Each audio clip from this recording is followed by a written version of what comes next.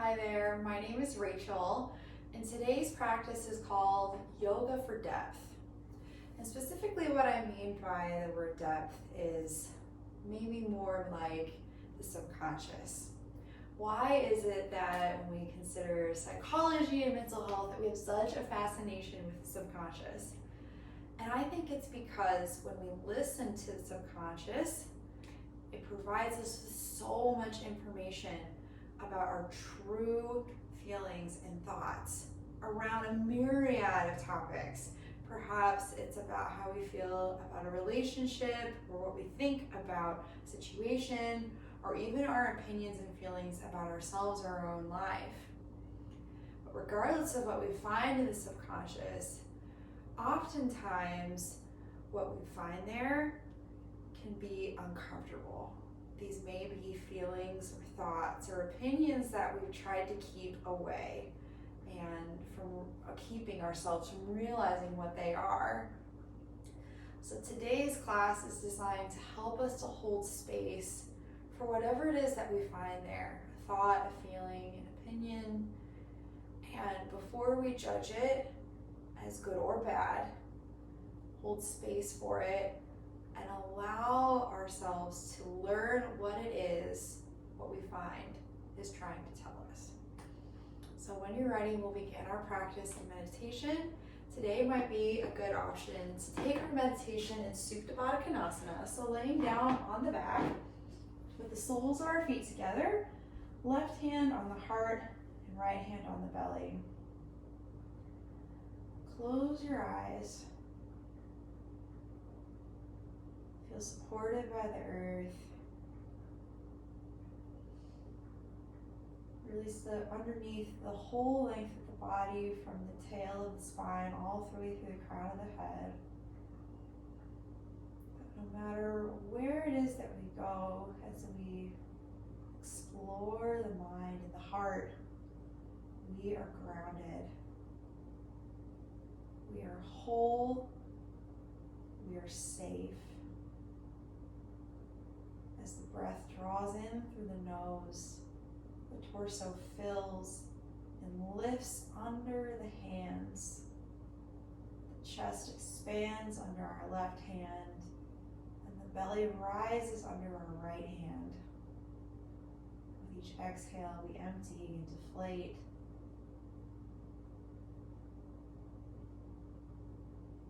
And perhaps as we began our conversation about these depths of ourselves that we were going to dive into our practice, there were a couple things that began to arise for you. They may have been unpleasant or uncomfortable, mysterious or unclear. Whatever it was that those things were, I invite you to hold space for that thing without judging it, just as we don't judge the breath as it moves in and out of the body. We won't judge this piece of ourselves either.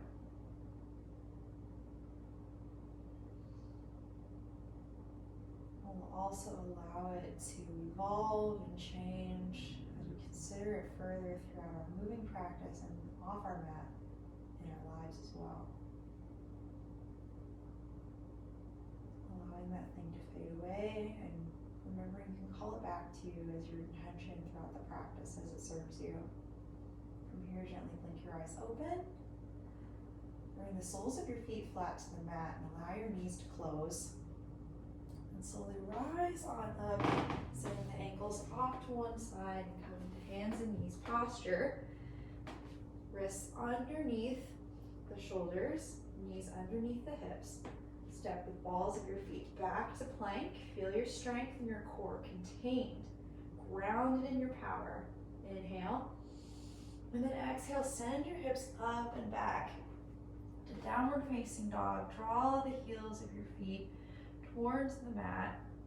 You can work out some kinks if you need, maybe walking out your dog. But I invite you to revel in the strength of downward facing dog for a moment.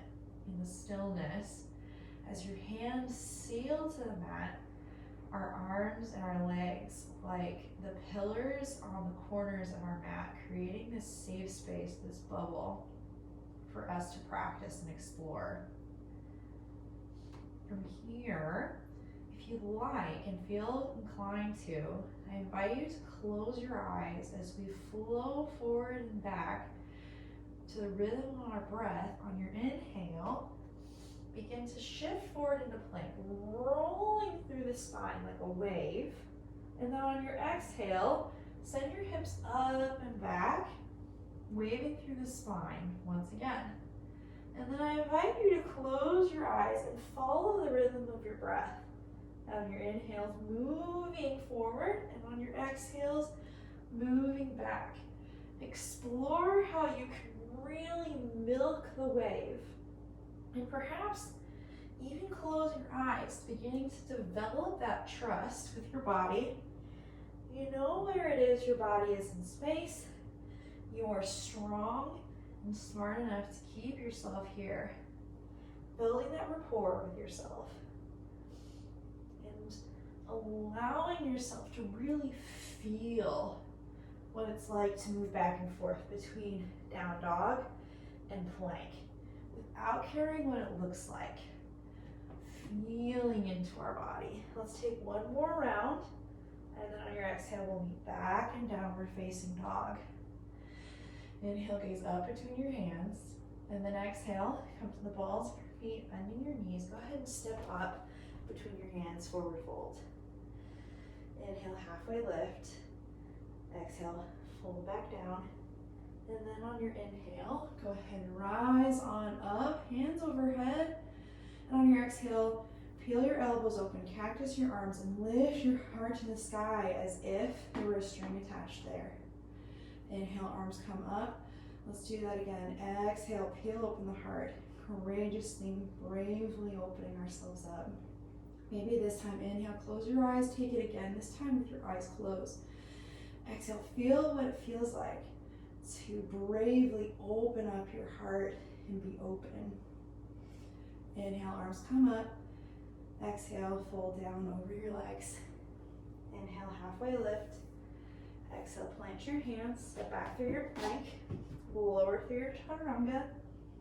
Inhale, up dog. Exhale, downward facing dog. From your inhale, right leg draws up behind, three-legged dog, and then bend that right knee, open your hip. Feel the openness there, the seat of our being, center for our creativity. On your next inhale, straighten the leg, reach the leg back and square off your hip. Then exhale, step up between your hands. And then go ahead and lower that left knee to the mat, untuck those toes. We're in a low lunge. You can tent your fingers to give yourself a little more space. On your inhale, open up your heart. You can even bend into that front knee more generously. And then exhale, draw back, flex the right foot so the toes reach toward the forehead. We're in a half split here, folding over this right knee. You can even scoot your left knee back a little bit to give yourself some more space. You can place two blocks on either side of this front leg to give yourself a little more room to fold over without having it to be too intense. And breathe into this hamstring here. On your next inhale, begin to move forward back into your runner's lunge. And then exhale here, and inhale, swim your right arm up and over, reaching back towards these left toes, excuse me. You can even double up your mat here to give yourself some more padding for your knee. Coming into a quad stretch and a twist, and feel and understand what it is that your body needs today. Maybe you want to really draw that heel towards your seat, feel that quad stretch, or maybe you want to kick that foot into the hand, allowing your heart to open and coming into a bit of a deeper twist and back bend. Beginning that journey of self-inquiry. Gently release the foot. Place your hands on either side of that foot again, and then heel toe your right foot over to the left side of the mat. Shin parallel to the short edge of your mat, or close. Setting up for a pigeon pose. Inhale here if you'd like to reach to the crown of your head, and then exhale, lower down over your front right leg. Such an important part of exploring the depths of our being is this idea of acceptance. Radical compassion to ourselves. Almost like unconditional love, that whatever it is that we find in the depths of our being, no matter how uncomfortable, no matter what truths it reveals, no matter what fears it unearths, we meet it with compassion, love, no judgment, acceptance, and surrender and trust that what we find is going to teach us, and what we experience in this life is going to help aid our highest good. On your next inhale, begin to bring your hands back. Lift yourself up off that leg. Plant your hands. Tuck your back left toes. Lift that right leg up off the mat and step back into downward facing dog. We'll take it to the other side now. Inhale. Lift your left leg up and back behind you. Then bend that left knee. Turn out that left hip. Keeping the weight in our hands even, allow that hip to open with that knee shining out to whatever degree. Then on your next inhale, straighten the leg, square the hip off, and then exhale, step up between those hands and lower that right knee to the mat. Inhale, open your heart, maybe even gaze up. And then exhale, begin to draw back into our half split. Setting up the pose to aid yourself, maybe calling in the blocks, maybe walking back the knee. We find our edge, and then we breathe, and allow that hamstring time to open us up.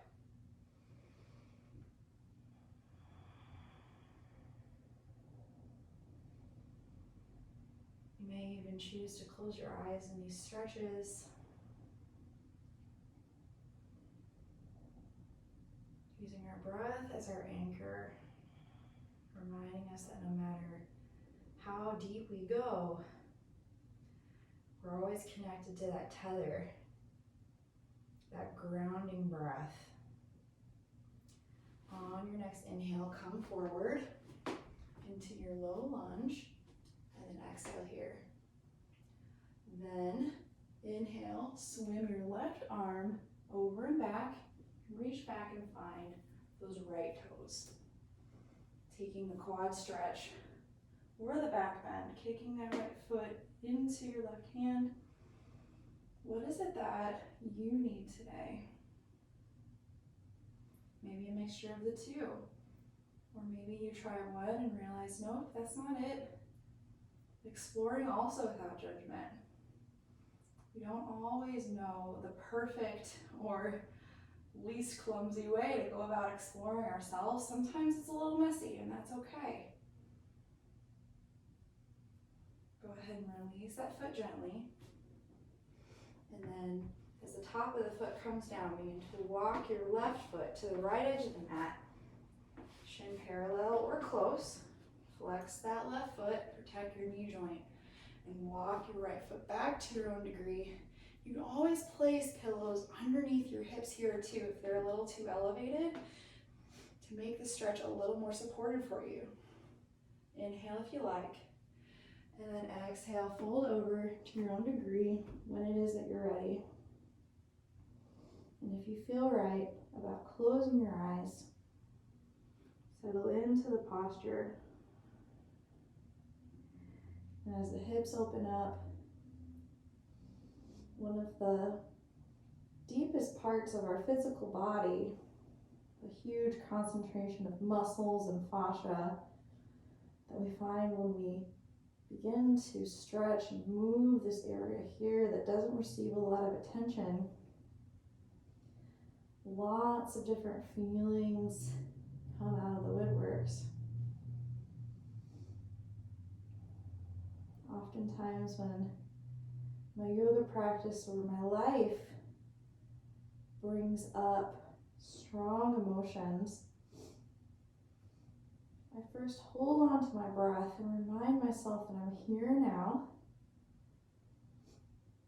These things are not too strong for me.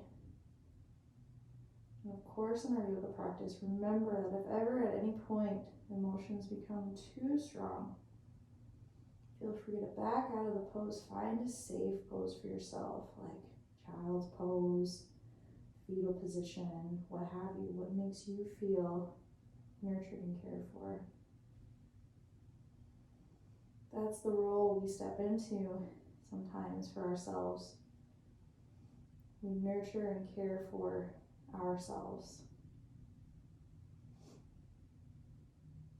On your next inhale, begin to peel yourself up out of your pigeon pose, pressing out of your hands.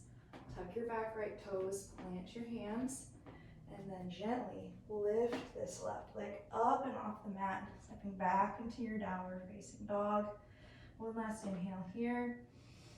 And then exhale, lower your knees to the mat. Nicely done. Send your ankles out to one side. And then your feet out in front of you. Come to lay on your back. Flat on the mat. Setting aside time in our practice always for this important posture of Shavasana as our palms face the sky, our feet splay open. And we gently close our eyes and draw inwards. The ultimate posture for surrender. Laying completely open and at rest.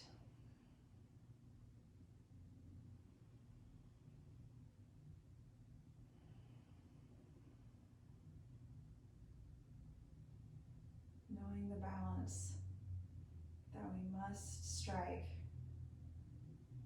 between inner work and rest, relaxation, pleasure. Our yoga posture mirrors that for us so well. If you have moments to spend here in Shavasana, I encourage you to do so. But if you're ready to conclude the practice, gently meet us in a cross-legged seat. With our eyes closed, hands at our heart. Namaste.